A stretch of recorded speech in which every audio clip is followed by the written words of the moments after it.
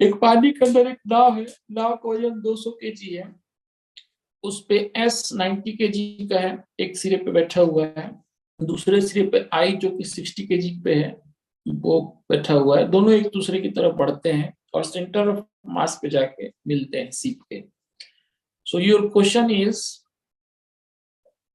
जाहिर सी बात है सब फ्रिक्शनलेस सरफेसेस हैं, मतलब सरफेस क्या मतलब पानी के अंदर कोई फ्रिक्शन नहीं लग रहा है विस्कस फोर्स वगैरह जैसे।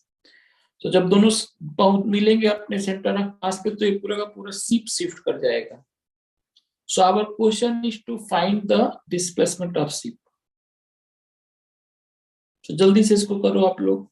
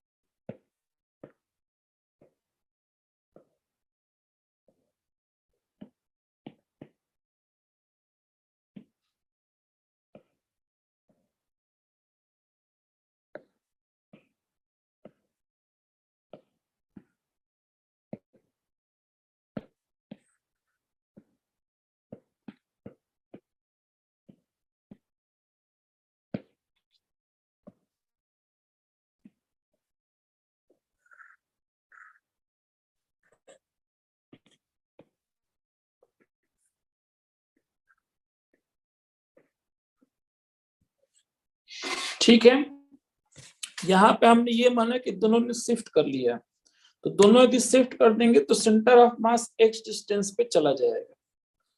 ठीक है, सेंटर ऑफ मास नहीं, सेंटर ऑफ द शिप, गलत बोल दिया मैंने, centre of mass, centre of the ship will shift to x, but centre of mass of the system will not change. क्यों क्यों नहीं चेंज करेगा? Since F net equal to 0 as well as initially it was at rest. So यदि initially वो rest में था तो वो सेम पोजीशन पे रहेगा, लेकिन सिस्टम के अंदर के पार्टिकल मूव किए बट सिस्टम मूव नहीं करेगा। सो जो x centre of mass initial था, सबसे पहले आप लोग वो निकाल लो। तो एक सेंटर ऑफ मास इनिशियल लेने के लिए मैंने क्या माना कि ये मेरा जो है this is my x axis, इसीलिए मैंने इस पूरे के पूरे सिस्टम का एक्स डिस्प्लेसमेंट कराया फाइनल वाली चीज का। तो एक्स इनिशियल निकालना बहुत आसान है, आप लिखोगे 90 इंटू -1, क्योंकि यदि ये ओरिजिन हो गया तो ये इससे कितना दूर चला गया, 1 मीटर इधर चला गया और ये 1 मीटर इधर चला गया, एंड प्लस जो तुम्हारा सिस्टम है 200 मतलब सीप है 200 इंटू 0 हो जाएगा, एंड प्लस जो 60 है into 1, and this whole divided by sigma m, sigma m मतलब 350। So this is your x centimetre, x centre of mass initial. अब बच्चों x centre of mass final क्या हो जाएगा? क्योंकि दोनों के दोनों कहाँ पे मिल रहे हैं, सेंटर पे मिल रहे हैं, इसको उठा के मैंने यहां रख दिया और ये भी यहीं पे आ गया, बिल्कुल बीचों बीच आ गए दोनों के दोनों। तो दोनों के बीचों बीच आने के बाद इनका डिस्प्लेसमेंट हो गया इतना, मैंने ये मान लिया कि दोनों का डिस्प्लेसमेंट जो था वो हो चुका है x। तो x centre of mass final के लिए कोई इशू नहीं है, हम या तो तुम लोग चाहो तो सबका चूंकि एक ही जगह पे हो गया तो हम डायरेक्ट लिख सकते हैं कि दिस इज x, और यदि तुम्हें और कैलकुलेशन करने का मन करे तो तुम लिखो 60 into x plus 90 into x plus 200 into x and whole divided by 350, तो इससे भी x ही आएगा। डायरेक्ट चूंकि उतना ही पूरा का पूरा सेंटर ऑफ मास पे ही, मतलब वो जो सेंटर है शिप के वहीं पे आ गए सबके सब, तो वही सेंटर ऑफ मास उतना ही शिफ्ट करके वहीं पे चला गया। सो ये एक्स एफ नेट जो है वो 0 होने की वजह से, since F net equal to 0, your x centre of mass initial will be your x centre of mass final. तो यहां से क्या हो जाएगा हमारे पास, x centre of mass initial was -90 and +60 and equal to x and divided by 350 तो था ही। तो इसका मतलब हो गया कि x इक्वल टू मेरा हो जाएगा यहाँ से -30/350, यानी कि -3/350 मीटर। तो ये माइनस होने का मतलब वास्तव में वो पीछे गया होगा, ना कि आगे गया होगा। Since x is negative, it means the system will move, the system moved, in fact the system moved in the left direction, not right direction, in the left direction। ठीक है बच्चों, बात समझ में आई? यस, आगे बढ़ो, बोलो। Yes sir. ठीक है, अब देखो ये एक क्वेश्चन आता है तुम लोग को करने का, एससी वर्मा का सॉल्व एग्जांपल है ये, कि एक चेन होता है, एक्स डिस्टेंस उसका नीचे लटका रहता है, पूरा का पूरा लटक जाएगा तो कितना होगा।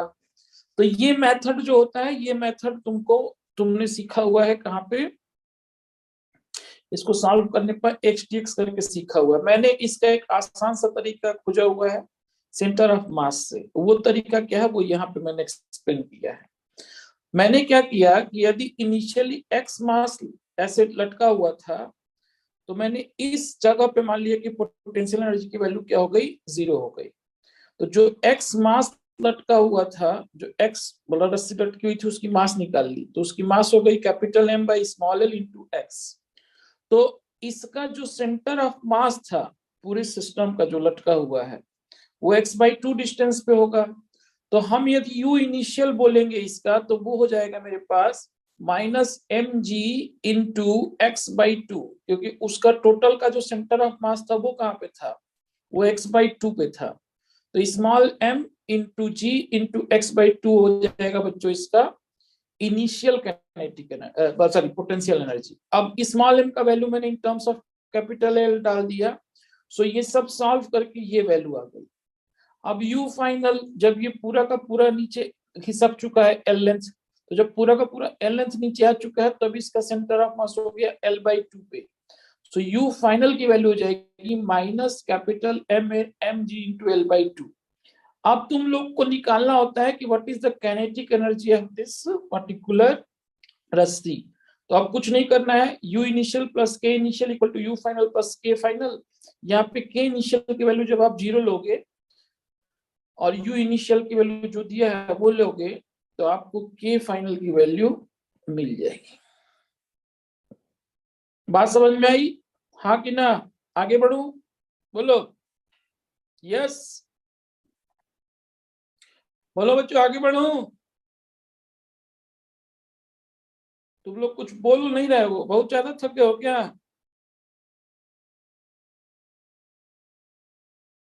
आवाज समझ में आ रही कि नहीं आ रही है मेरी? आ रही है sir. Yes sir.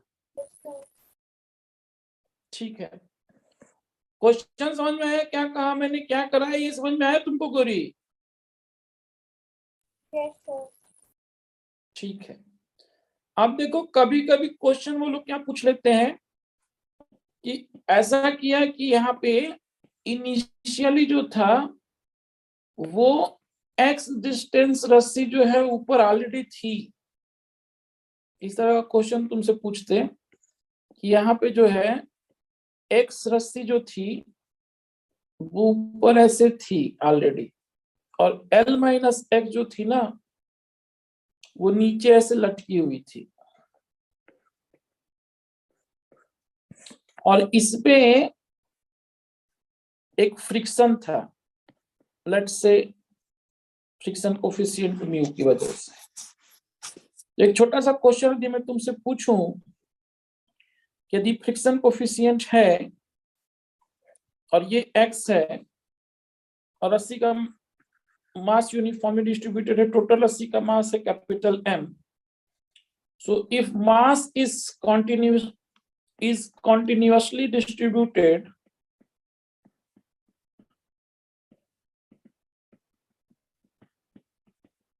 and the system is just going to be in motion, motion होने ही होने वाला है, then find value of mu। चलो ये क्वेश्चन एक बताओ तुम लोग करके जल्दी से।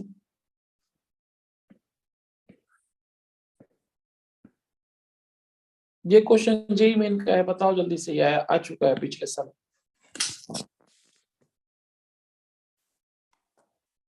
जल्दी से म्यू निकालो, मैं 1 मिनट में आ रहा हूं।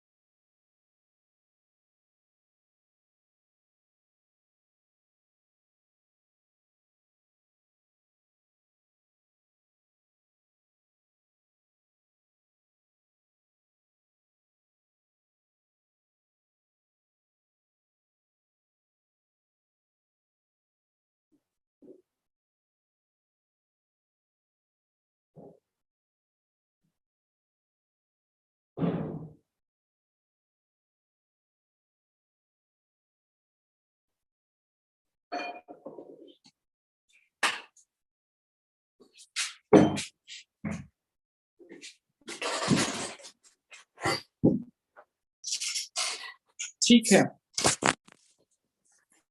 आ गया? कितना आया? तुम लोगों ने क्या किया होगा वो मैं पहले देखता हूं। तुम लोगों ने ये किया होगा कि ये जो है लटकी हुई रस्सी, उसके ऊपर मानना होगा कि एक टेंशन टी लग रहा होगा और नीचे में क्या लग रहा होगा, म्यू। म्यू नहीं मानते हम इसको, हम मान लेते हैं कैपिटल एम। यदि टोटल रस्सी का मास था तो capital M by small M into L minus x, ये स्मॉल एल इंटू जी। और जो रस्सी ऐसे जा रही थी, इस रस्सी पे टेंशन टी इधर लगा, नॉर्मल फोर्स इसके ऊपर इधर लगा और इस पे नीचे लग जाएगा capital M by small M into x into g, ये नीचे की तरफ लगेगा। तो यहाँ पे जो फोर्स लगेगा, जस्ट मोशन होने वाला है, तो पूरा म्यू इंटू में लग जाएगा। सो तुम लोग क्या लिखोगे कि mu into capital M by small M into x into g, this must be equal to capital M into small M into L minus x into g. ऐसा क्यों लिख पाओगे? क्योंकि यहाँ पे टेंशन की वैल्यू जो है वो बराबर हो जाएगी म्यू इंटू एन पे, और यहाँ पे टेंशन की वैल्यू बराबर हो जाएगी इसके। तो जब दोनों को बराबर करोगे तो म्यू इंटू एन बराबर हो जाएगा m by L into L minus x into g के। तो बच्चों यहाँ से g से g कैंसिल आउट हो गया, यहाँ से m कैंसिल आउट हो गया, यहाँ पे स्मॉल एल से स्मॉल एल कैंसिल आउट हो गया। सो बेटा म्यू की वैल्यू आ गई l minus x upon x. बात समझ में आई? यस बोलो बच्चों, यस आगे बढ़ू? Yes sir. ठीक है, अब तुम लोग के पास ये क्वेश्चन है, the collision is elastic, the collision is elastic, यहाँ पे E की वैल्यू 1 है। After collision you have to find out velocity of each block. 2 kg का एक ब्लॉक है, 4 kg के ब्लॉक से जाके टक्कर करता है, दोनों की वेलोसिटी दी हुई है, तुम्हारे पास स्क्रीन पे दिख रहा होगा। Your work is to find out velocity of each block after collision.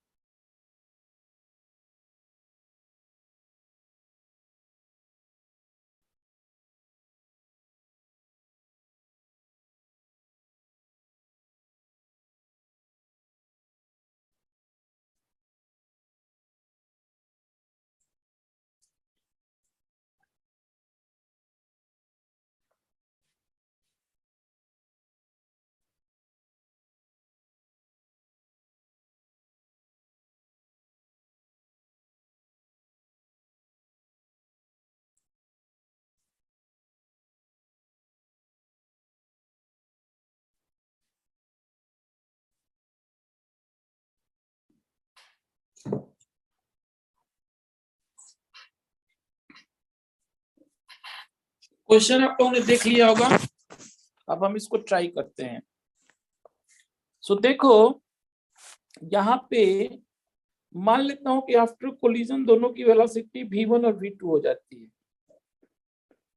Let's suppose that after collision their velocity changes to v1 and v2।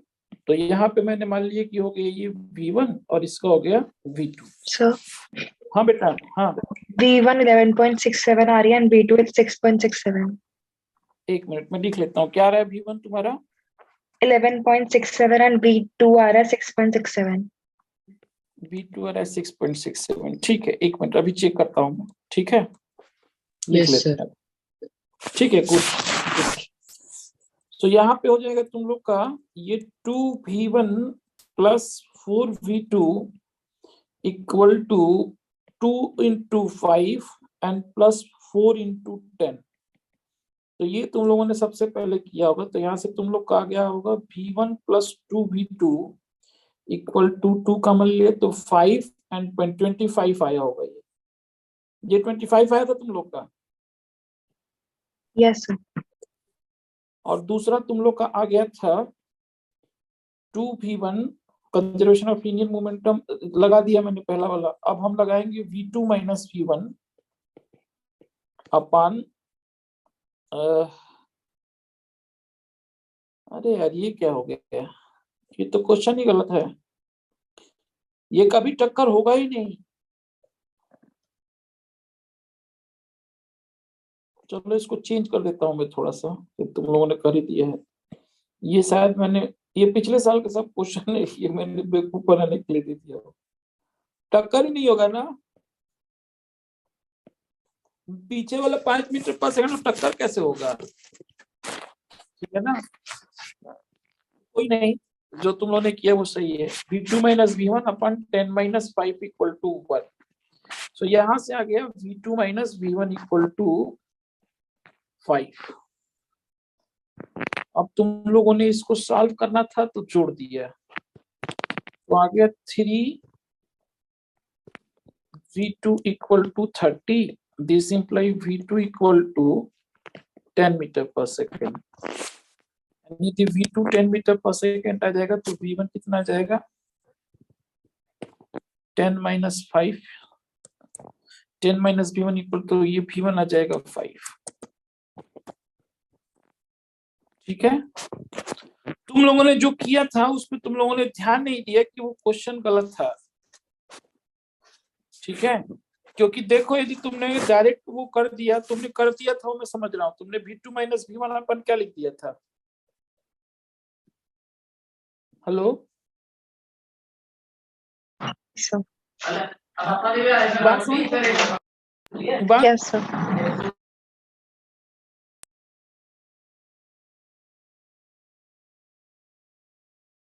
समझ में आई थी? वो पहले जो क्वेश्चन मैंने तुमको दिया था उसमें कोलिजन होगा ही नहीं। बोलो बच्चा, बात समझ में आई कि नहीं आई? Yes, sir. हमेशा जो पीछे वाला u1 must be greater than u2, वही तो कंडीशन था हमारा हमेशा के टाइम पे, अदरवाइज तो कोलिजन होने ही वाला नहीं है ना। यस, सो तुम अपनी फॉल्ट समझ में आई। दूसरा चीज तुम, और मैं तुम्हारी फॉल्ट कैसे समझ गया था, तुम लोगों का जो टोटल एनर्जी था वो बढ़ रहा था, क्योंकि एक तुम्हारा आ गया था 11 पॉइंट समथिंग और एक 6 पॉइंट समथिंग, तो तुम देखो ना, एक 10 और एक 5 है, बढ़ थोड़े जाएगा आफ्टर कोलिजन। ठीक है, अभी समझ में आया कि नहीं आया? बोलो यस, आगे बढ़ो। जी सर। चलो नेक्स्ट क्वेश्चन करो, दिस वन। देखो एक क्वेश्चन है तुम्हारे पास,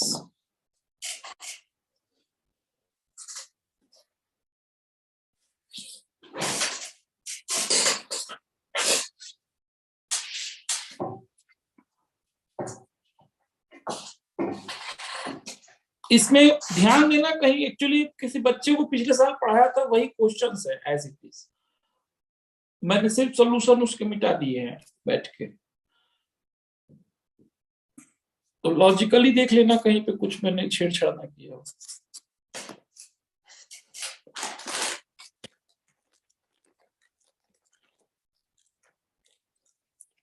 शांत करके लड़का था, उसमें मैं पढ़ा रहा था, इसीलिए आई और एस लिखा था, वही सब सॉल्यूशन में मैंने नाम मिटा, वो मिटा दिया सॉल्यूशन।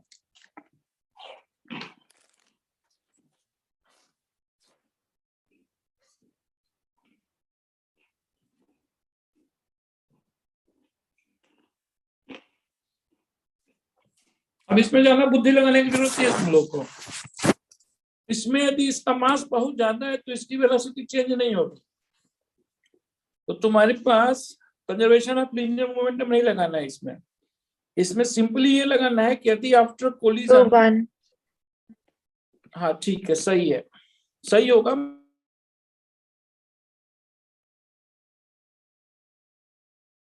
मतलब मैं देख लेता हूँ।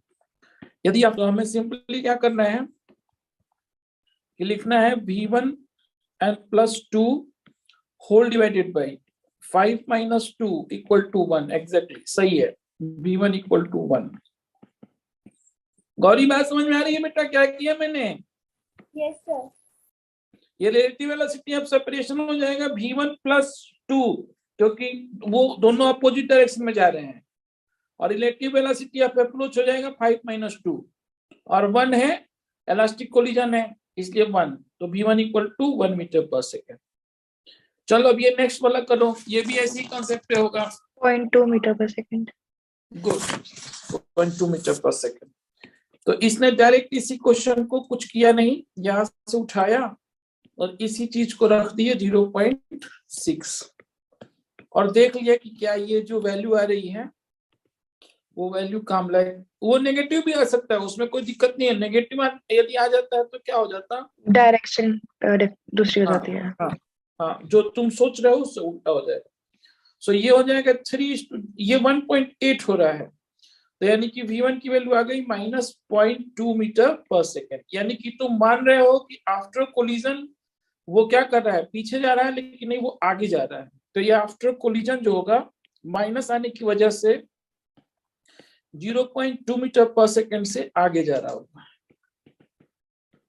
ठीक है बच्चों, बात समझ में आ रही है? माइनस आने का मतलब ये हुआ, ठीक है? या 3 बात समझ में आई बेटा? Yes sir. रिदम, रिदम समझ में आ रहा है बेटा? जी सर। ओके, ये क्वेश्चन है velocity of this mass after collision. ये जरा करने की कोशिश करो तुम लोग, सोचो थोड़ा सा, फिर मैं बताता हूं। ये तुम लोगों से शायद ना हो जाए तो बड़ी अच्छी बात है, ना हो तो भी अच्छी बात है, फिर मैं बताता हूं। एक बार तुम लोग सोचो, पहले फिगर बना लो, फिर हम इसको करेंगे।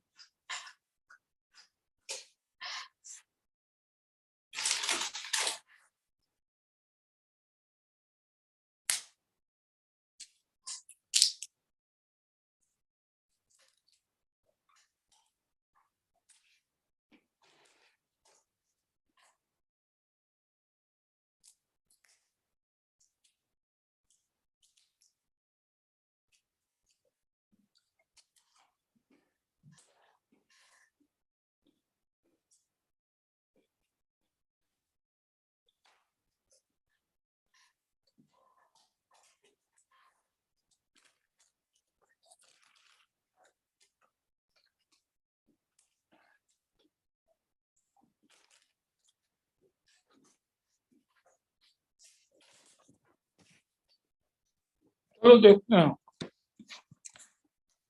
यहाँ पे क्या है कि जब भी आपके पास इस तरह का क्वेश्चन आए,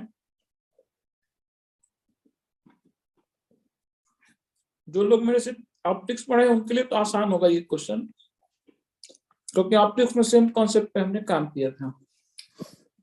तो यदि ये वेलोसिटी इसकी भी है, अच्छा वेलोसिटी मैंने दी नहीं थी, सॉरी, वेलोसिटी इसकी भी है, तो ये एंगल थीटा हुआ तो इधर हो जाएगा v cos थीटा और इधर हो जाएगा v sin थीटा। बहुत सारी चीजें मैंने नहीं दी थी, यहाँ पे E=1 देना था, वो भी नहीं दिया था। तो आप मुझे ये बताओ कि इस क्वेश्चन में ओनली वेलोसिटी अलोंग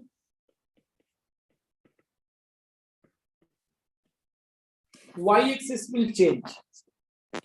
तो ये y एक्सिस का मतलब क्या हुआ, ये मैंने मान लिया along the incline as x axis and perpendicular to inclined as y axis. So only velocity along y axis will change. ठीक है बच्चों, ये बात आपको समझ में आ रही है? बोलो, बात समझ में आ रही है? यस और नो?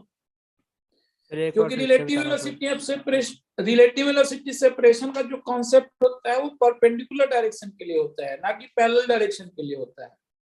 ठीक है, बोलो यस। Yes sir. सो देखो, चूंकि यहाँ पे जब तुम इस तरह की बात कर रहे हो, इसका मतलब क्या हुआ? इसका मतलब ये हुआ कि यदि ये आफ्टर कोलिजन v डैश से जाने लगा, तो v डैश से जाने लगा तो ये एंगल थीटा डैश हो गया।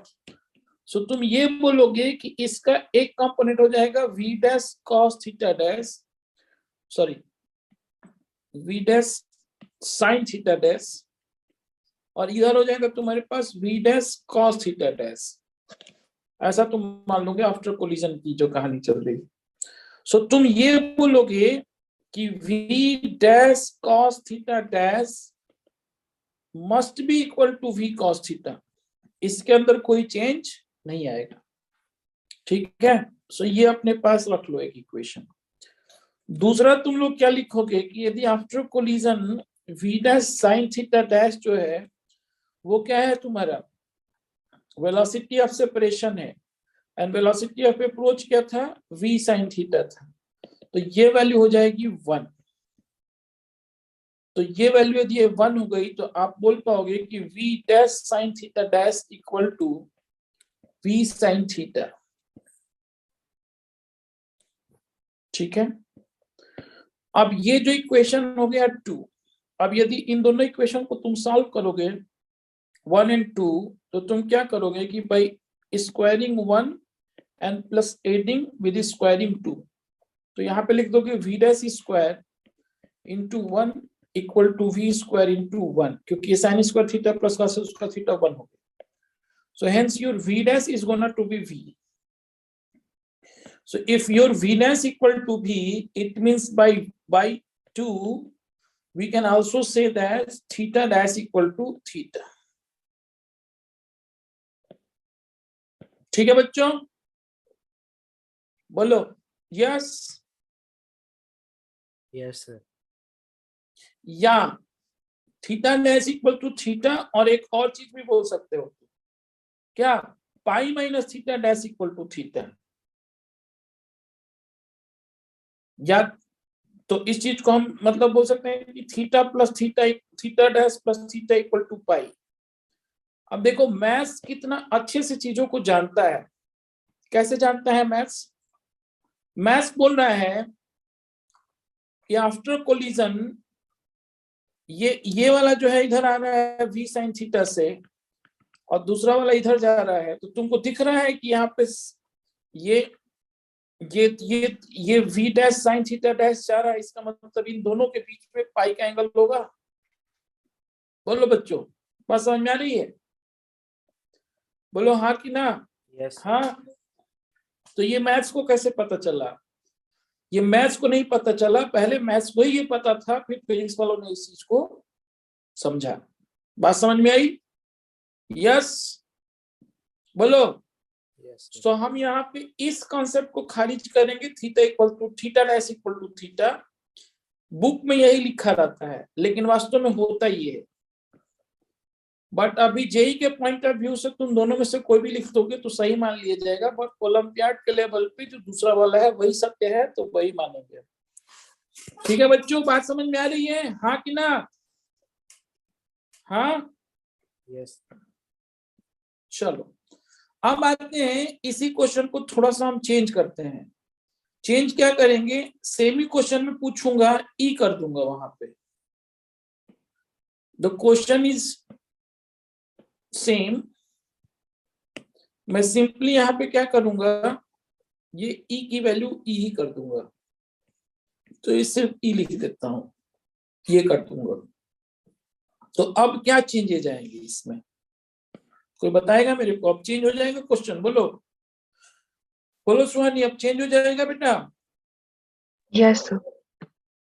अब तुम्हारे पास जो क्वेश्चन होगा उसमें ये वाला इक्वेशन चेंज हो जाएगा।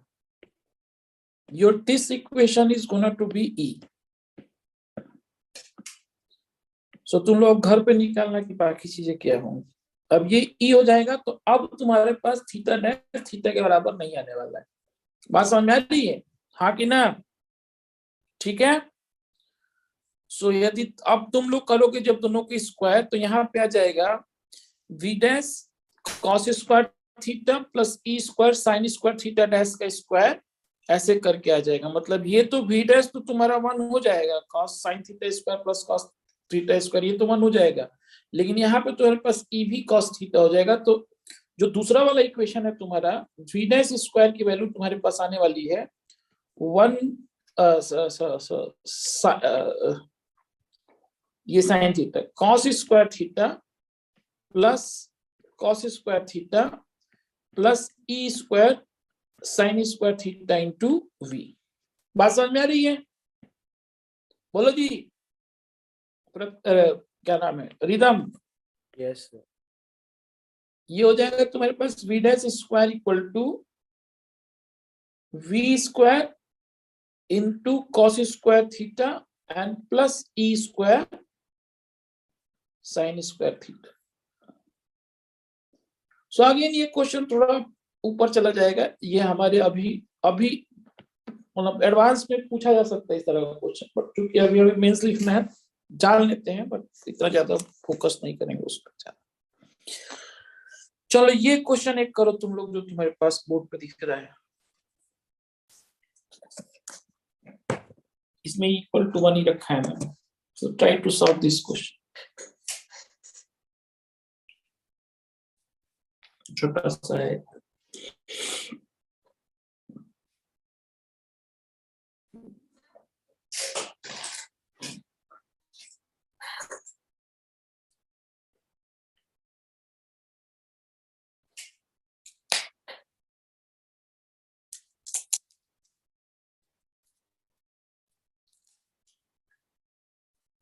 सुहानी स्कूल बंद हो गया तुम्हारा?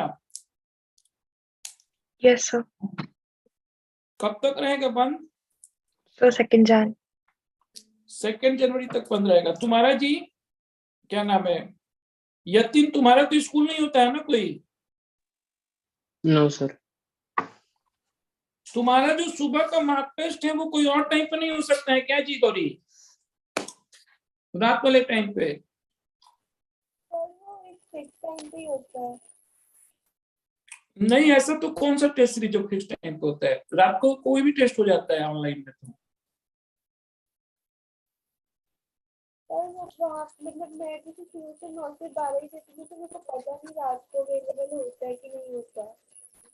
एक्चुअली चेक करिए ना, रात के टाइम में मुझे कोई दिक्कत नहीं है, बट रात में क्लास नहीं हो पाती ना फिर लंबी, और तुम लोग का कोर्स बचा हुआ है। सुबह 9 बजे रखेंगे तो 12 बजे तक ले सकता हूँ मैं आराम से। अब मुझे भी लगता है कि मुझे पढ़ाने में दिक्कत नहीं है, बट सब थके रहते हैं अच्छा खासा। सुबह में रखेंगे तो हम 9 से 12 रख लेंगे, 1 हफ्ते की तो बात है। 1 हफ्ते में कोर्स खत्म हो जाएगा फिर तुम लोगों का। समझ रही हो ना? Yes sir. बोलो। हाँ, यस सर।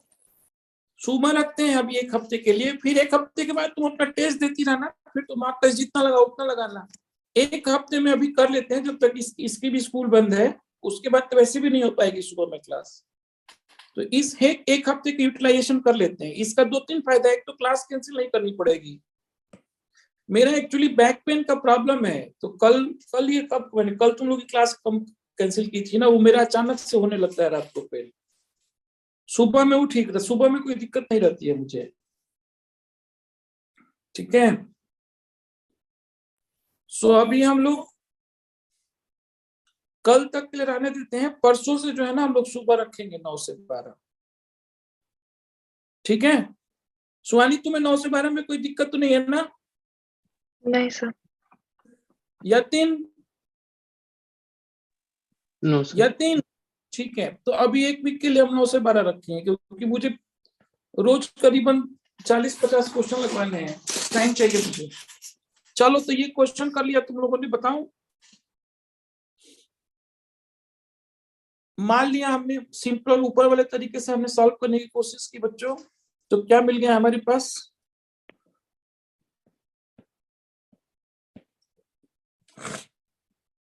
यहाँ पे ये जो है ऐसा कर लो।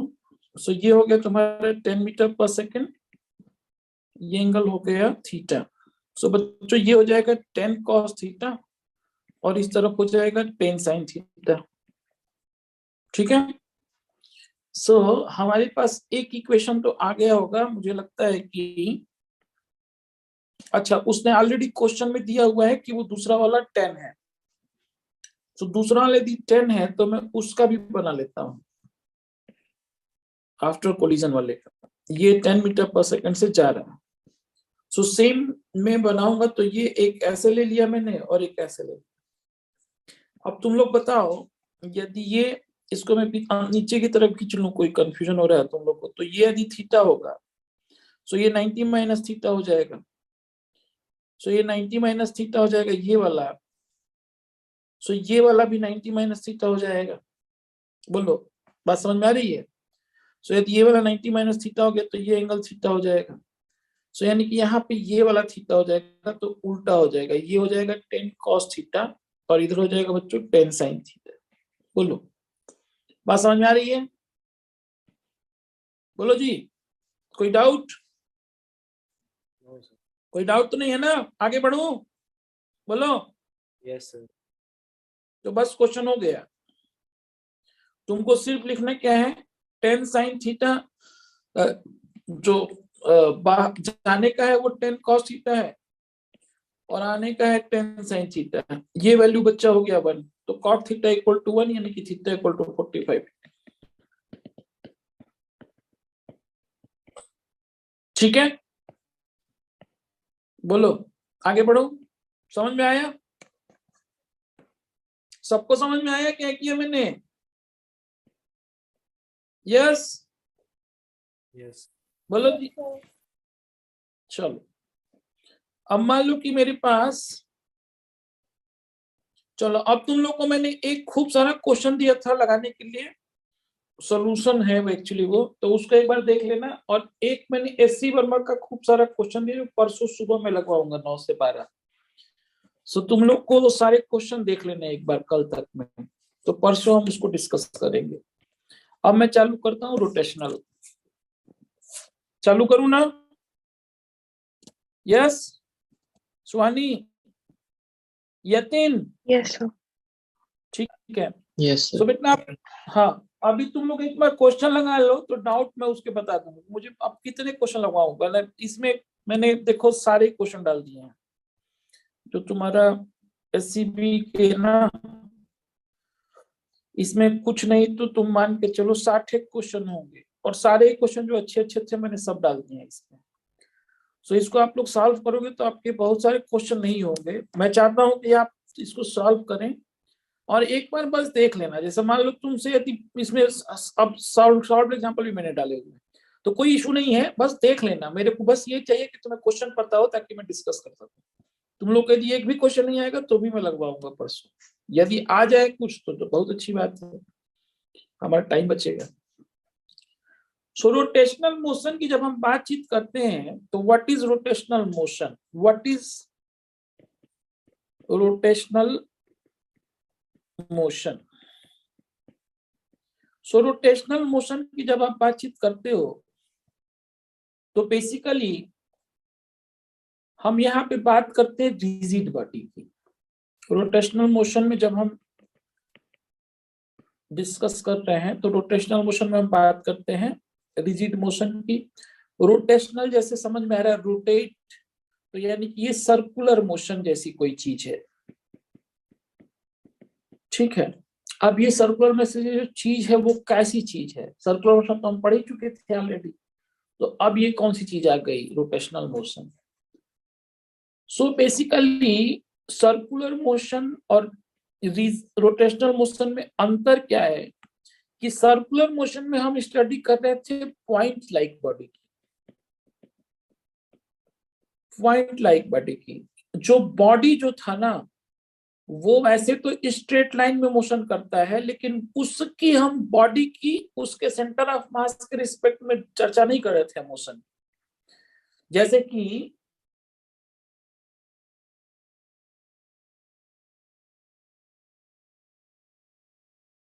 थोड़ा सा ध्यान से समझने की कोशिश करता हूं मैं। पार्टिकल है जो कि अर्थ है, तो देखा जाए तो अर्थ बहुत बड़ा पार्टिकल है, लेकिन अर्थ की जो मोशन है सन के चारों तरफ, उसकी जब हम चर्चा करते हैं तो since distance between earth and sun is too much with respect to the radius of the earth, so earth is a point like body which revolves around the sun on a circular path। तो ये चर्चा हम करते हैं। लेकिन यदि अर्थ की ही चर्चा हमें करनी पड़े कि अर्थ एज अ होल क्या है, उसमें क्या क्या चीजें हो रही हैं, तो हमें पता करना पड़ेगा कि earth is not a point like body. But यदि हम अर्थ के ऊपर आ जाएंगे तो हम बोलेंगे कि earth is a rigid body.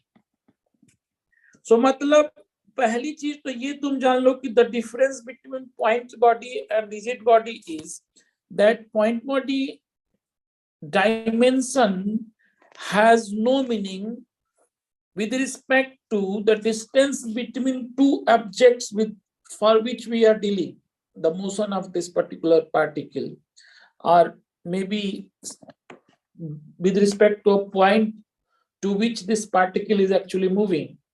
But for rigid body, the distance between two particles under this particular body is important. So यदि हम रिजिड बॉडी की डिफिनेशन पे जाते हैं तो हम ये बोलेंगे a body in which the distance between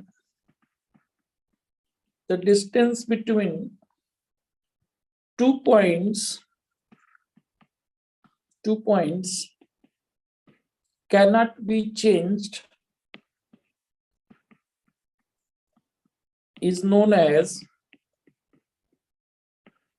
is known as a rigid body, whereas the body in which the distance between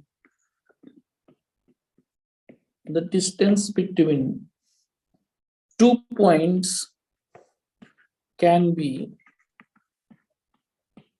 changed is called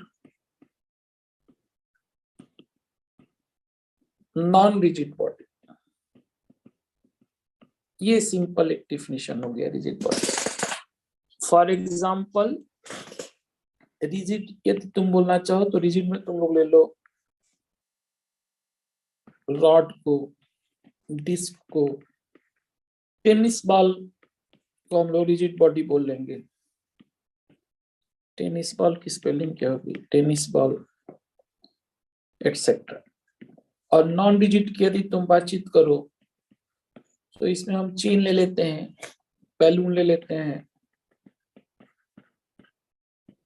etcetera. सो इस पूरे के पूरे चैप्टर में हम लोग रिजिड बॉडी की चर्चा करने वाले हैं.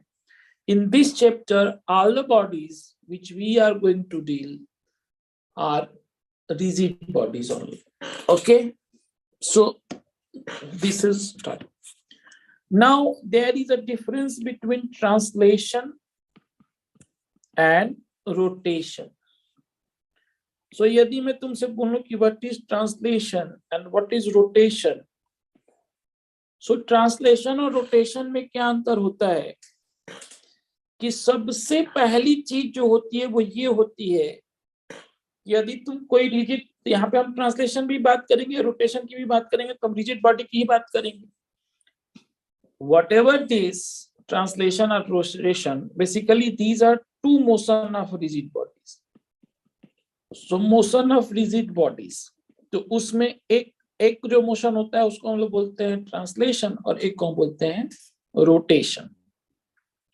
सो यदि मैं तुमसे बोलूं कि व्हाट इज ट्रांसलेशन और व्हाट इज रोटेशन, सो तुमको दो मोशन में बता रहा हूं कि जैसा मान लो कि यदि एक ये बॉडी है और यहाँ पे ऐसे मैंने एक लाइन ड्रॉ किया और थोड़े टाइम के बाद यही वाला लाइन मेरे को वापस दिखे और ये बॉडी मोशन में है और इस लाइन पे सेम ही पॉइंट आए जो पहले थे, मतलब यदि इस पे पहले 1 2 3 पॉइंट्स थे और थोड़े टाइम के बाद ये मूव कर जाए वेलोसिटी v से और सेम ही पॉइंट मेरे को दिखे, तो हम बोलेंगे इसी पॉइंट पे, तो हम इसको बोलेंगे कि ये ट्रांसलेशन मोशन है. बाकी यदि इसी को मैंने क्या किया कि ये जो लाइन थी वो तो मैंने ऐसे ही रखी, लेकिन ये ऐसे हो गई. सो ये जब तुमने लाइन खींचा वापस तो वो सेम पॉइंट 1 2 3 नहीं दिखेंगे इसके ऊपर. सो ये अब हो सकता है कि v से भी जा रहा हो, लेकिन सारे के सारे पॉइंट v से नहीं जा रहे हैं इसमें. ठीक है, तो सिंपल सा बस इतना ही अंतर है. यदि ये v से जा रहा है तो ये हो सकता है कि v1 से जा रहा हो या v डैश से जा रहा हो, और ये नीचे वाला हो सकता है कि v डबल डैश से जा रहा हो. सो हर पार्टिकल के पास अलग अलग वेलोसिटी होगी ग्राउंड फ्रंट से यदि देखेंगे तो.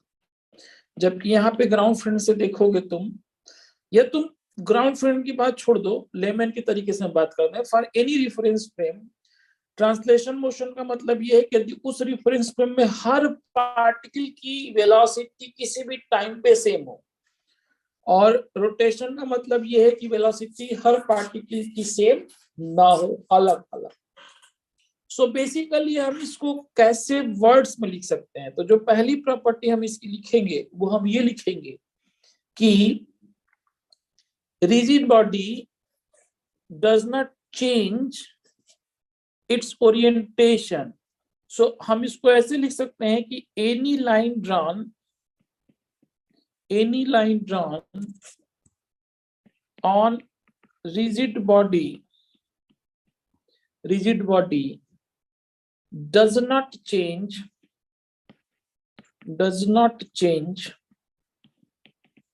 its orientation. with respect to time.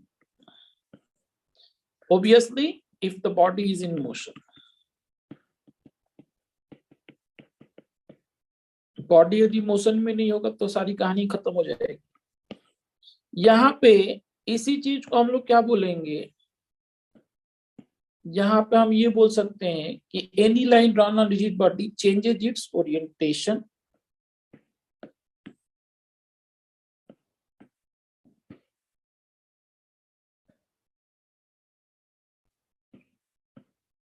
Does not की जगह पे हम यहाँ पे लिख देंगे चेंजेस इट्स ओरिएंटेशन। तो ये पहली प्रॉपर्टी हो गई। दूसरी प्रॉपर्टी इसकी ये हो जाएगी कि V and A are same for all the point, are same for all the points। और यदि हम उसमें बोलें तो हम उसमें बोलेंगे कि V and A are not same for all the points, वो डिफरेंट हों। ठीक है बच्चा।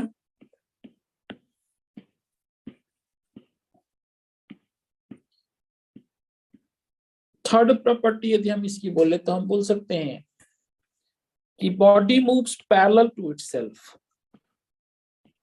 Body moves parallel to itself. और यहां पे यदि हम बोले तो हम ये बोलेंगे कि body moves in circular motion,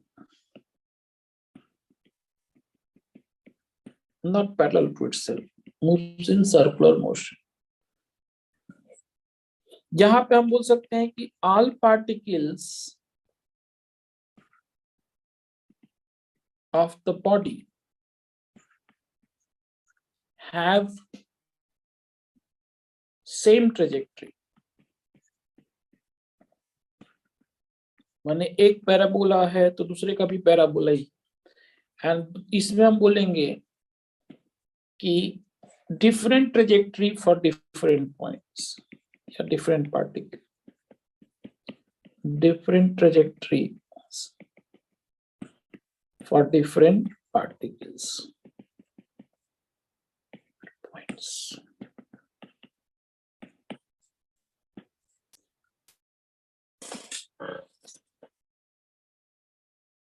अब यहाँ पे यदि हम इसको और अच्छे से देखें सो अब हम और बहुत सारी चीजें बोल सकते हैं, लेकिन उसके पहले मैं तुमको बताना चाहूंगा कि दुनिया में जितने भी तरह का मोशन होता है वो क्या होता है कि ट्रांसलेशन और रोटेशन के बीच में होता है। तो जो ट्रांसलेशन और रोटेशन के बीच में होता है वहां पे ये होता है प्योर ट्रांसलेशन एक, और एक होता है pure rotation. So pure rotation और प्योर ट्रांसलेशन में क्या अंतर होता है? तो प्योर रोटेशनल मोशन जो होता है उसमें एक पॉइंट फिक्स्ड होता है और वो स्थिर होता है, और उसके रिस्पेक्ट में सारे के सारे बॉडी मोशन में होते हैं, जिसको हम बोल सकते हैं सेंटर ऑफ मास। और जो तुम्हारे पास प्योर ट्रांसलेशन है उसमें सेंटर ऑफ मास उसी स्पीड से मूव करता है जिस स्पीड से पूरी की पूरी बॉडी मूव करती है। तो जैसे मान लो कि यहाँ पे मैंने बोला कि if this system is in pure translation, तो ये इसके हर पार्टिकल की बात हम करेंगे कि सेम से जा रहा है। तो ये जो भी अभी तक हम बात कर रहे थे, जो हमने लिखा है यहाँ पे, ये बेसिकली हम बातचीत कर रहे थे प्योर ट्रांसलेशन और प्योर रोटेशन। तो मैंने लूज सेंस में लिख दिया था ट्रांसलेशन रोटेशन तुमको समझाने के लिए, लेकिन वास्तविकता ये है कि ये प्योर ट्रांसलेशन और प्योर रोटेशन की मैं बात कर रहा था। सो यदि मैं प्योर ट्रांसलेशन और प्योर रोटेशन की बात करूंगा तो प्योर ट्रांसलेशन में ये चर्चा हो गई, तो प्योर रोटेशन में क्या हो जाएगा? प्योर रोटेशन में ये हो जाएगा कि ये जो बॉडी है इसका एक फिक्स्ड पॉइंट होगा जो कि स्थिर होगा, जो मूव नहीं करेगा, और वो जो हिस्सा होगा वो इसका सेंटर ऑफ मास होगा। So its centre of mass is gonna to be fixed and every particle will move in a circle with respect to center of mass. And here center of mass is not fixed, it is also moving, and the velocity of center of mass is equal to velocity of any point on the body. And here velocity of center of mass is 0, and every particle will move on a circular path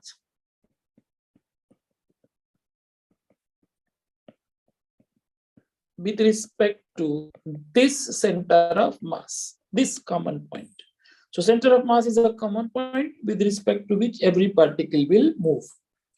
So यदि मैं तुमसे ये बोलूं कि इसका momentum क्या होगा पूरे सिस्टम का, तो तुम बोल सकते हो बच्चा कि यदि मैं इसका बोलूं कि momentum of the whole system is p, तो हम बोल सकते हैं p equal to sigma mi, ठीक है, इनटू v सेंटर ऑफ मास।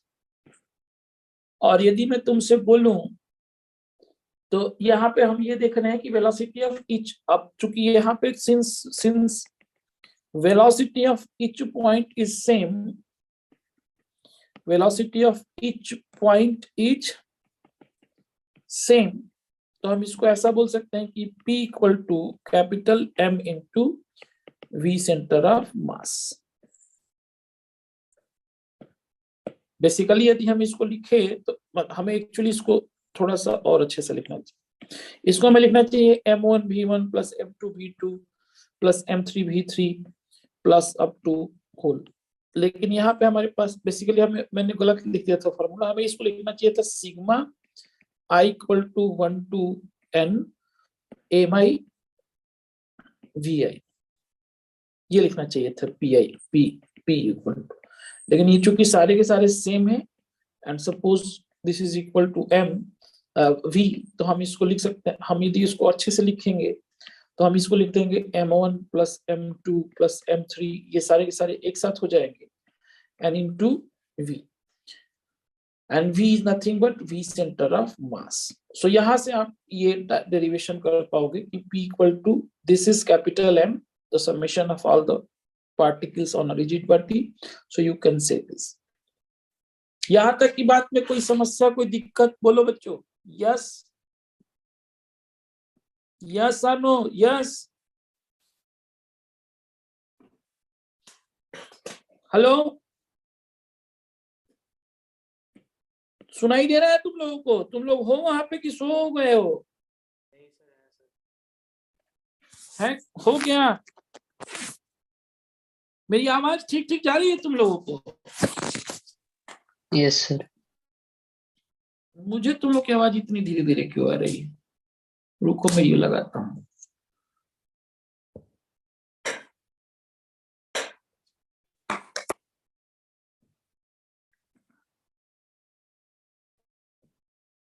यही सब चक्कर होता है, आधी एनर्जी तो तुम लोग की सुबह सुबह खराब होती है। अब पढ़ाने लायक यही 2-4 चैप्टर है फिजिक्स में, बाकी तो साले फर्जी चैप्टर है, होता ही नहीं। सो देखो यहाँ पे क्या है कि ये हो गया हमारे पास ये बात। सो अब अभी आवाज आ रही है मेरी अच्छे से? Hello hello, yes sir. अच्छा ठीक है। हाँ, गोरी की आवाज एकदम टनक टन से बचती है, टन टन टन एकदम दिमाग में। चलो सो अब क्या हो गया हमारे पास, ये हो गया। तो अब हमारे पास क्या होता है कि इसके लिए जो जरूरी, अब हम बाद में अभी एंगुलर मोमेंटम डिस्कस करेंगे तो बाकी इसकी प्रॉपर्टी भी बताऊंगा मैं तुम लोग को, लेकिन अभी मैं तुमको ये बता सकता हूं कि इसके लिए जो जरूरी चीज होती है वो होती है मास। ये मास पे डिपेंडेंट होता है, क्योंकि ये मास पे डिपेंडेंट होता है इसलिए क्योंकि ये फोर्स पे डिपेंडेंट होता है। और हम यहाँ पे लिखते हैं जो ट्रांसलेशन की बात करता हूँ, और यहाँ पे जो डिपेंडेंट चीज होती है, जैसे यहाँ पे P लिखा है वैसे यहाँ पे L डिफाइन हो जाएगा, जिसको अभी मैं तुमको बताऊंगा कि क्या होगा। तो अभी इसको यहाँ पे ऐसे रखते हैं।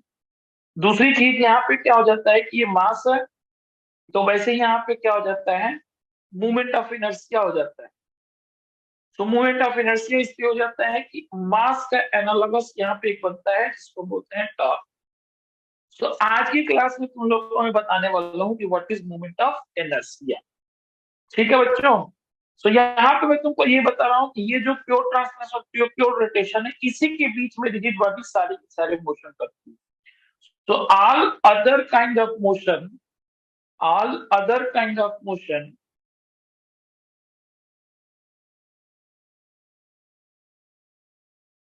happens between these two extremes, happens between these two extremes.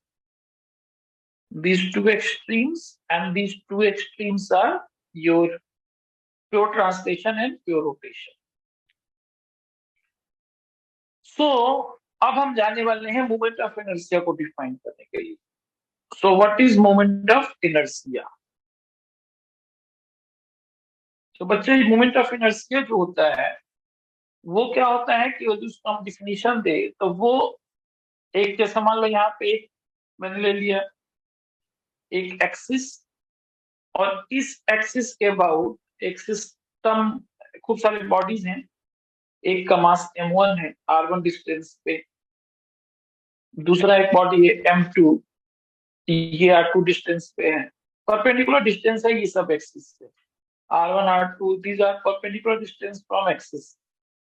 दूसरा एक m3 बॉडी है जो कि r3 डिस्टेंस पे है, एंड सिमिलरली m4 है। ये तुम्हें दिख रहा होगा कि उसी तरीके का है जैसे तरह मास होता था, बस उसमें क्या होता था कि x होता था यहाँ पे r1 r2 r3 r3, ये सब सारे के सारे क्या है r1 r2 r3 r4 and so on. These are perpendicular distance from the axis of rotation. These are perpendicular distances with respect to axis of rotation, and this is axis of rotation to which I am going to find out the moment of inertia of a system of bodies. So we have to find out moment of inertia of system of bodies m1 m2 up to mi. So basically यदि मैं यहाँ पे तुमसे बोलूं कि what is I, तो तुम क्या बोलोगे m1 r1 square plus m2 r2 square plus m3 r3 square and plus up to so on. तो यदि हम I को, ये टोटल टर्म I है, तो हम इसको y equal to I into n mi ri square. So ये है मोमेंट ऑफ इनर्शिया का proper definition for system of bodies. तो यदि मान लो कि मैंने तुमको एक छोटा सा क्वेश्चन दिया, यहाँ से 2 मीटर की डिस्टेंस पे मैंने एक बॉडी ले लिया 3 kg का, दूसरा मैंने एक बॉडी ले लिया,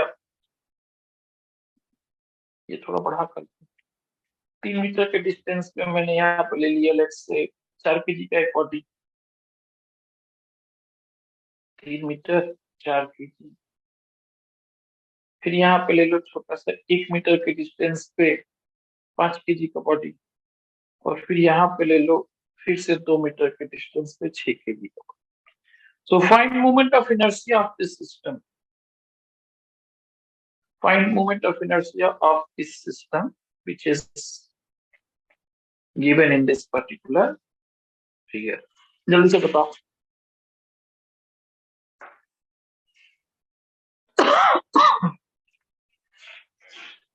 जल्दी से बताओ, प्रॉपर फॉर्मूला लगा।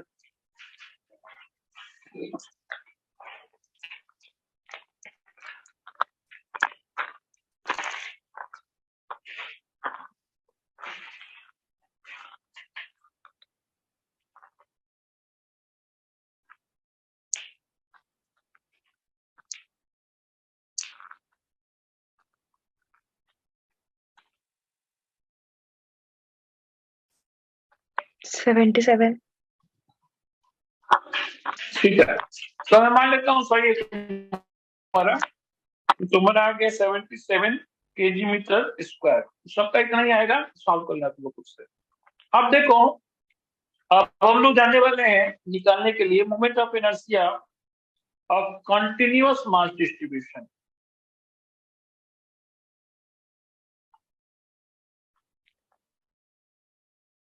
कल की क्लास मॉडर्न फिजिक्स की होगी, तो मैं कल पढ़ाने वाला हूँ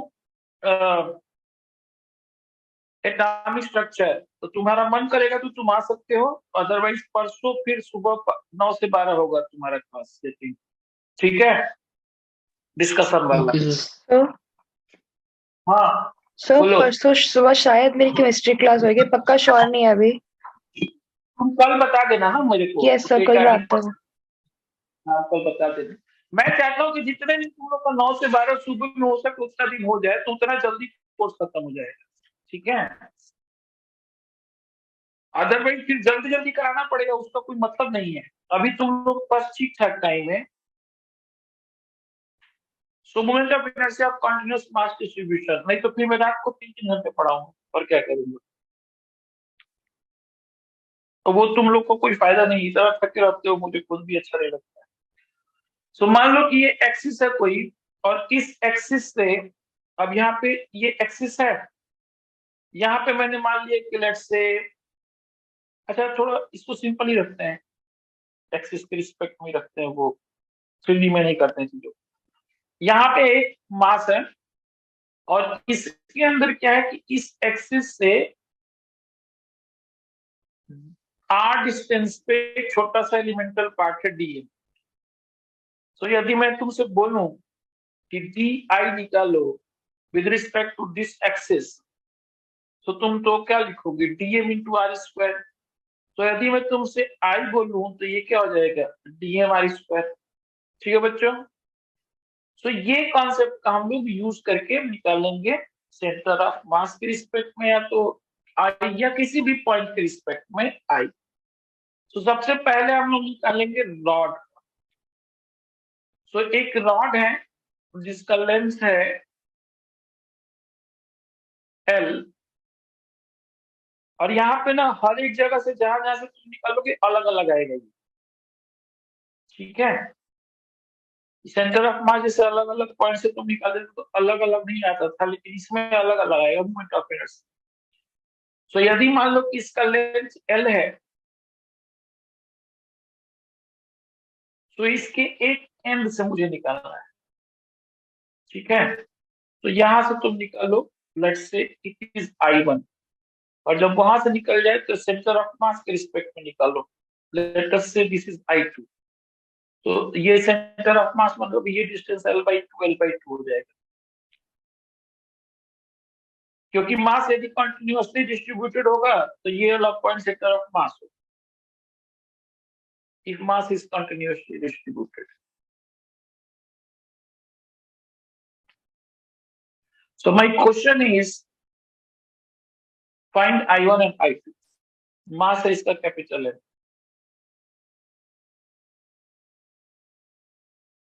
mass is continuously distributed, find I1 and I2। पता है?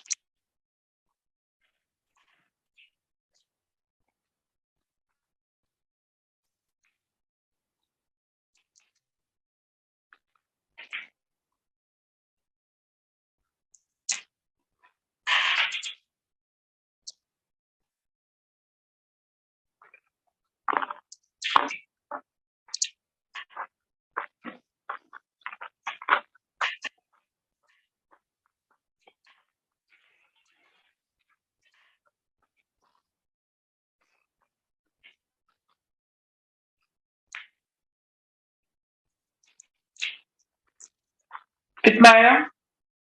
I1 I2 So everyone? I2 ml square by 12 आया. तो यहाँ से इसने क्या की थी, एक्स डिस्टेंस पे छोटा सा एलिमेंटल पार्ट ले लिया dx का, dx बिट का, और इसका मास निकाल लिया dm. तो वो हो जाएगा m/l इंटू dx, और इसका di निकाल लिया with respect to this particular, तो ये हो जाएगा dm इंटू एक्स. तो जब हमने निकालने की कोशिश की I2, तो हमने क्या लिखा, इंटीग्रेशन ऑफ डी आई, यानी कि m/l into D x into x square, और कहां से कहां तक, -l/2 टू l/2. क्यों? क्योंकि ये बीच में है ना, तो उधर की तरफ -l/2, इधर की तरफ +l/2. तो यहाँ पे हमारे पास हो जाएगा m/l x square dx from -l/2 to +l/2. So this is m/l x cube by 3 from -l/2 to l/2. तो बच्चा ये हो जाएगा m/l, यहाँ पे क्या हो जाएगा, यदि 3 कॉमन, और यहाँ पे हो जाएगा l/2 का whole cube minus of minus l/2 का whole. So this value is going to be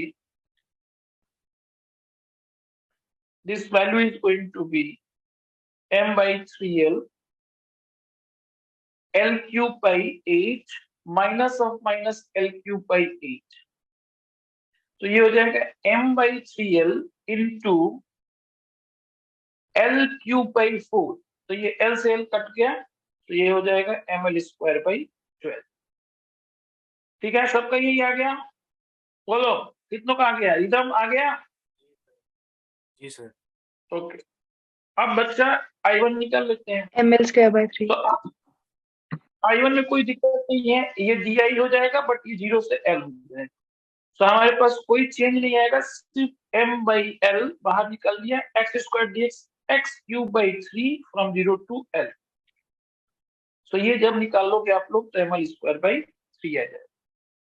तो ये दोनों रिजल्ट आप लोग याद रखना कि एक एंड से होता है ml स्क्वायर by 3, और यदि सेंटर ऑफ मास से उसको निकालते हैं तो ml स्क्वायर by 12 होता है, जबकि मास per unit length is constant या mass is continuously distributed. My second question is, यहाँ पे मैंने आपको एक रॉड दिया, और इस तरह का क्वेश्चन ही पूछते हैं. आजकल तो मेन से एडवांस क्या पूछ सकते हैं. तो मान लो कि तुम उसको, मैंने बोला कि यहाँ पे लेंथ इसका जो है वो लेट से 2 मीटर का है, और यहाँ पे x डिस्टेंस पे दिया है तुमको mass per unit length lambda equal to x kg per metre. ठीक है, तुम्हें पता ये करना है कि find moment of inertia of the rod with respect to one of the end and center of mass of the body. ये दोनों चीजें आपको निकालनी, दोनों निकाल बताओ जल्दी से. आ रहा हूं मैं.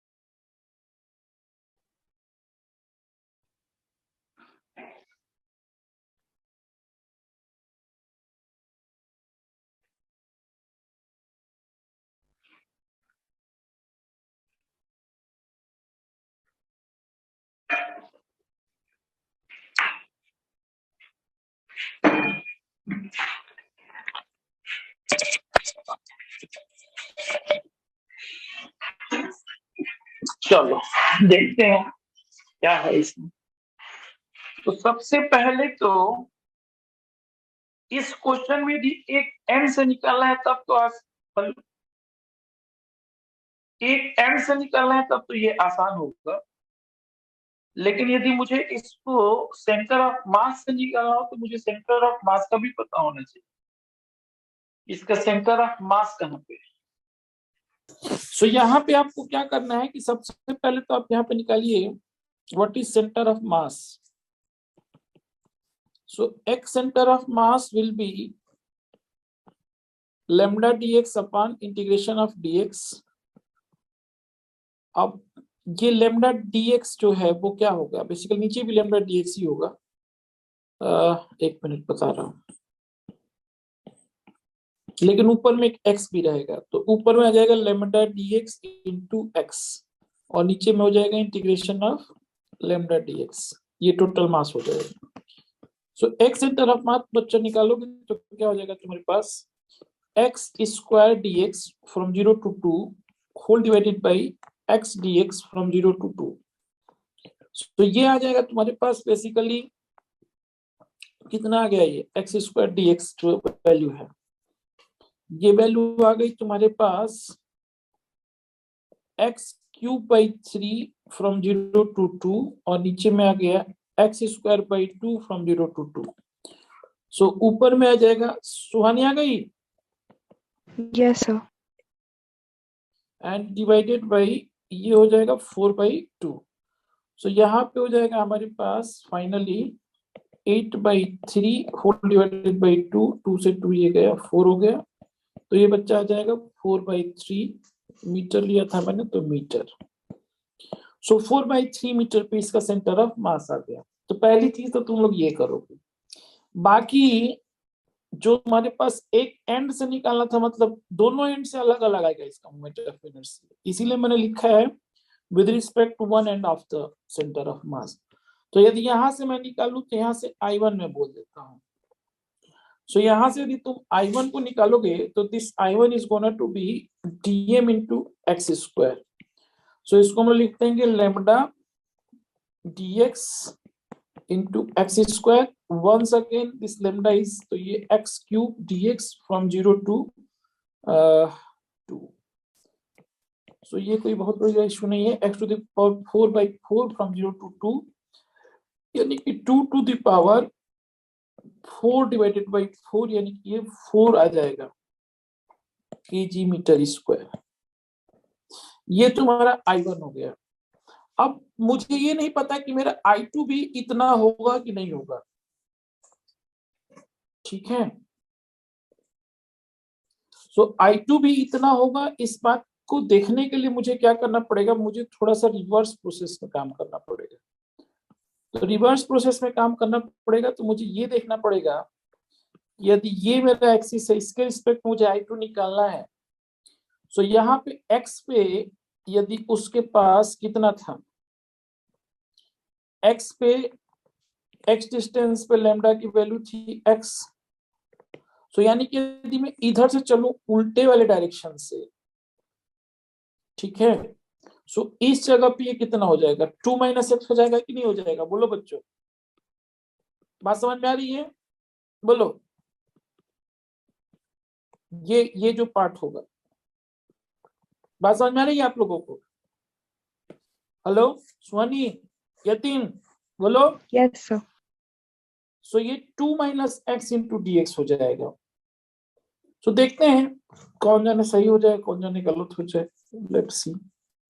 सो यदि हम उल्टे डायरेक्शन में जाएंगे तो अब रिफरेंस फ्रेम चूंकि हम उल्टा ले रहे हैं तो इसका मतलब ये हो गया मेरे पास कि इंटीग्रेशन ऑफ डी यानी कि इंटीग्रेशन ऑफ 2 - x dx, और अब 0 से 2 नहीं होगा, ये होगा पहले था x इक्वल टू 0, बाकी तो सेम ही रहेगा, और बाद में x इक्वल टू बाद में चला गया -2। ठीक है, यदि यहाँ पे मैंने x इक्वल टू तो पीछे जा रहा है, तो यहाँ पे 0 से जाएगा -2। अभी बस चेक करने की कहीं गलत तो नहीं हो रहा है हमारा कहानी। सो ये इंटू एक्स स्क्वायर भी एक रहेगा, तो बेसिकली यहाँ पे बच जाएगा 2x square from 0 to -2 and minus x cube dx 0 to -2। So basically ये हो जाएगा 2x cube by 3 from 0 to -2। यदि ये प्लस आ जाता है तो हमने सब कुछ सही किया है, अदरवाइज हमने कुछ गड़बड़ की है। सो यहाँ पे जाएगा 2/3 -2 का होल क्यूब -0 एंड -0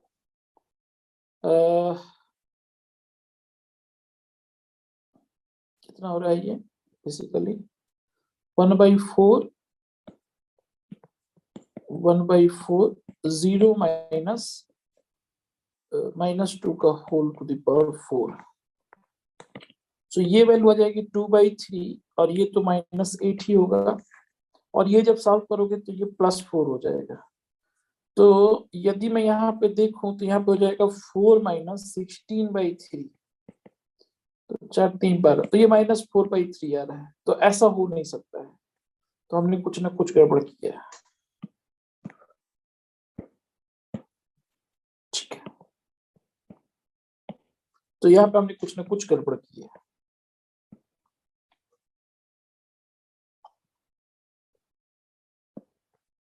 तो अब ये सेंटर ऑफ मास भी निकालते हैं। अभी इसको हम लोग ये नहीं रखते हैं, अभी फॉर द टाइम बिंग इसको मैं नहीं बता रहा हूँ तुम लोगों को कैसे करना होता है, कि मुझे भी इसमें थोड़ा सा सोचना पड़ेगा, और इस तरह का क्वेश्चन आता होता नहीं है अभी, मतलब मेंस में तो नहीं आएगा। बाकी सेंटर ऑफ मास के रिस्पेक्ट में निकालना पड़ेगा, तो फिर से वो दिक्कत आएगी हमें उसको लेने में एक्स डिस्टेंस पे।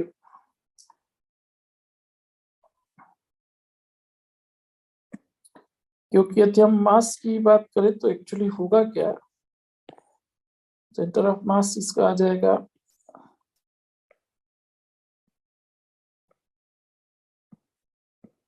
लकड़ी कहाँ कर रहा हूं मैं, यहाँ पे इसका सेंटर ऑफ मास है, तो ये हो रहा है तुम्हारा 4/3 और ये हो रहा है तुम्हारे पास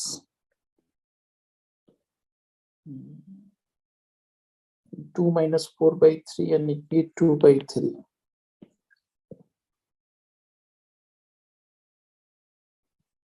और यहां से x डिस्टेंस पे मुझे मास का पता है। सो अभी ये भी, ये सेंटर ऑफ मास के रिस्पेक्ट में भी रहने देते हैं। ये इसका कॉन्सेप्ट क्या है मैं एक बार पढ़ दूंगा, मुझे याद नहीं आ रहा है, तो फिर करेंगे, क्योंकि ऐसे अचानक से ऐसा क्वेश्चन बन गया, इसका कुछ ना कुछ तो होगा, लेकिन अभी मुझे प्रोजेक्ट याद नहीं आ रहा है कि इसमें वही थ्योरम रखेगा कि फोकस, मतलब नहीं जेई के लेवल के बाहर भी होगा। सो ये इतना ही रहने देते हैं। एक सेंटर ऑफ मास निकाल देते हैं हम इसका, और वन एंड से निकाल देते हैं, फ्रॉम दिस एंड I1 निकाल लेते हैं, इसमें कोई चक्कर नहीं है, ये निकाल सकते हैं, ये वाला सही है I1 वाला। बाकी ये वाला जो चीज है,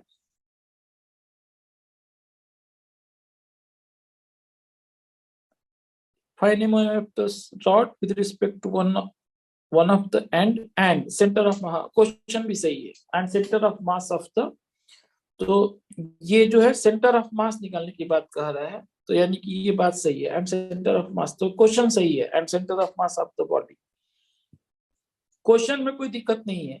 दोनों मतलब सेंटर ऑफ मास निकालने की बात कर रहा हूँ, सेंटर ऑफ मास मैंने पहले निकाल दिया, और moment of inertia with respect to one end, या इसको मैं वन एंड की जगह पे लिख देता हूँ लेफ्ट एंड।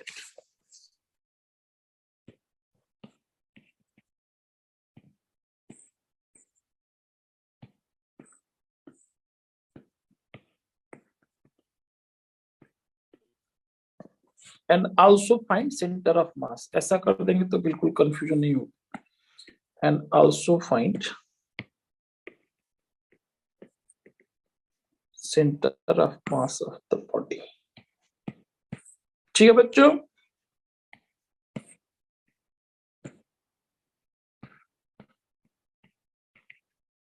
ठीक। अब क्या है कि कंटिन्यूअस, ये जनरली इस तरह का क्वेश्चन है नहीं, तुम लोगों ने भी नहीं देखा होगा, मतलब क्वेश्चन होते हैं इस तरह के, लेकिन जेई में तो मैंने भी नहीं देखे है, ये अभी मैंने बताने की कोशिश की, हो गड़बड़ हो गई।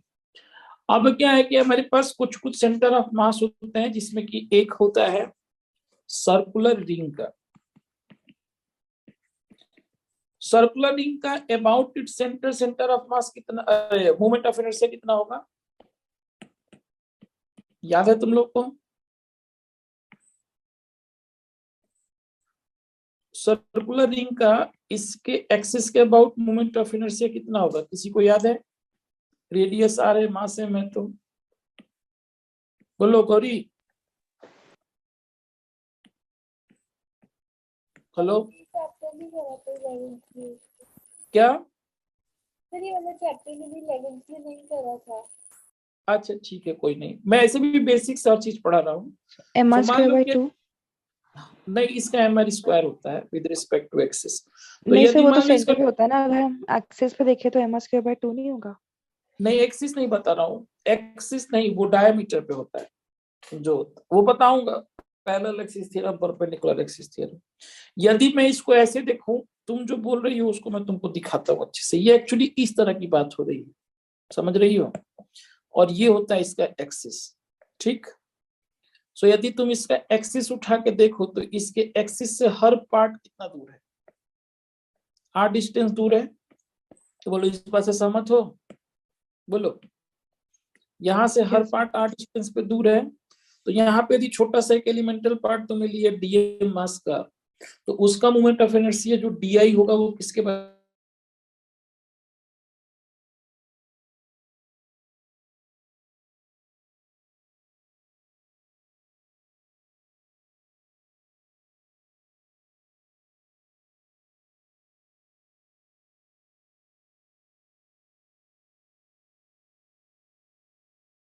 डीएम इंटू आर स्क्वायर के बराबर हो जाएगा। तो सबको यदि तुम एम बोल रही हो वो डिस्क का होता है, डिस्क के एक्सिस से होता है, क्योंकि डिस्क के एक्सिस से यही जो घटना होगी।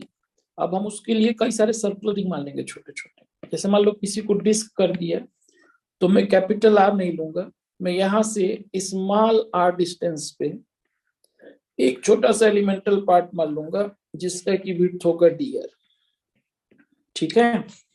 और यदि इस पूरे का मास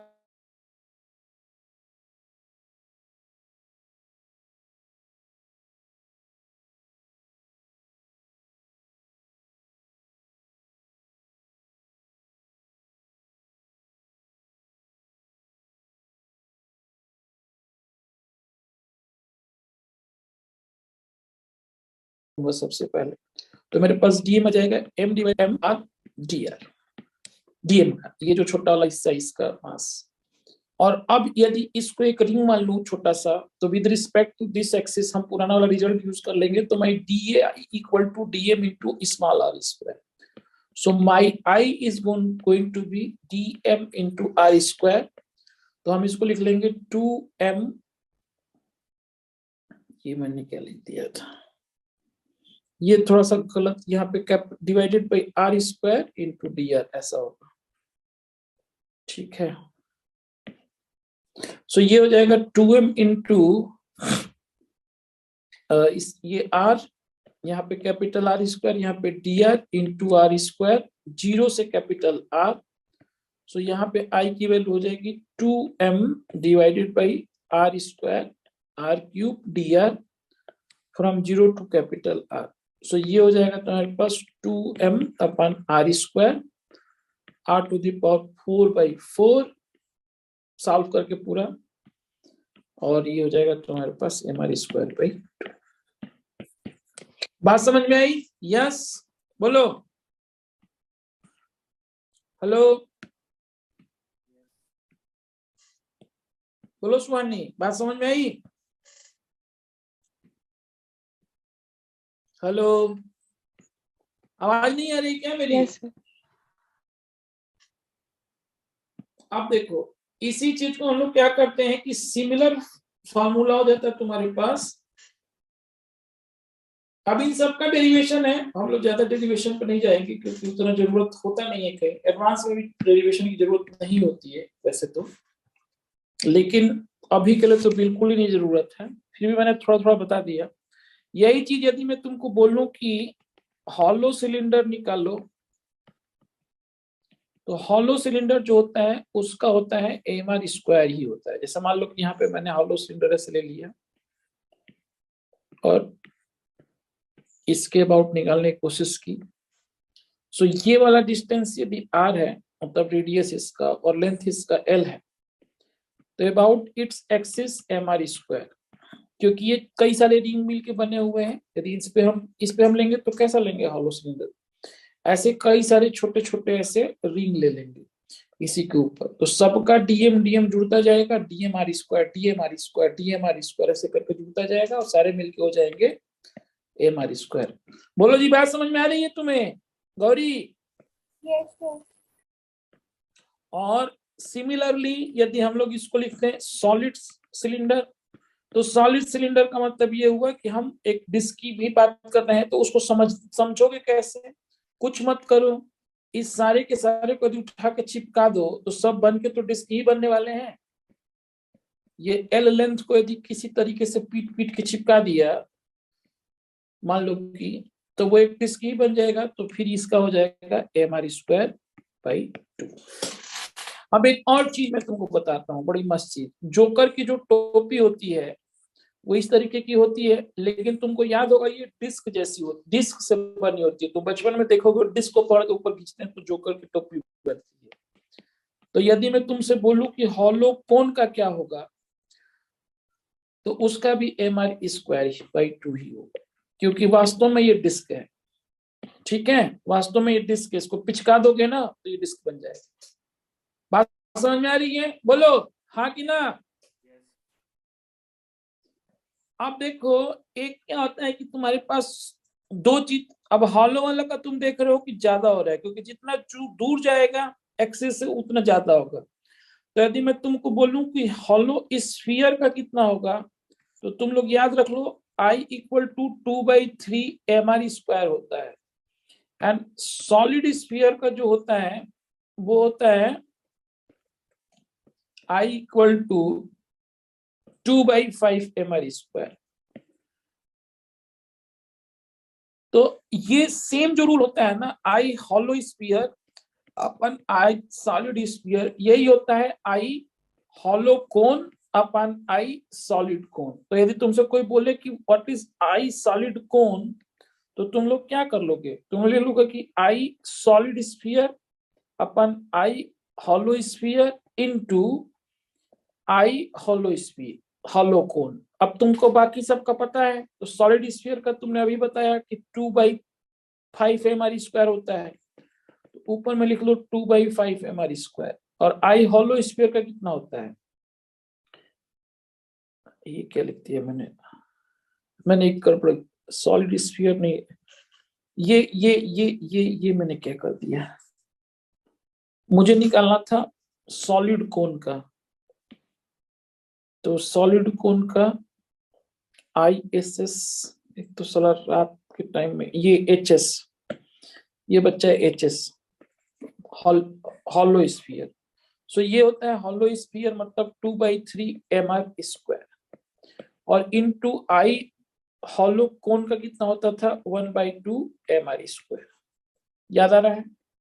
तो जब तुम इसको सॉल्व करोगे तो ये mr स्क्वायर तो कट जाएगा, ये 2 से 2 कट जाएगा, और यहाँ पे 3/5 इंटू 1/2 mr स्क्वायर, यानी कि ये हो जाएगा तुम्हारे पास 3/10 mr स्क्वायर।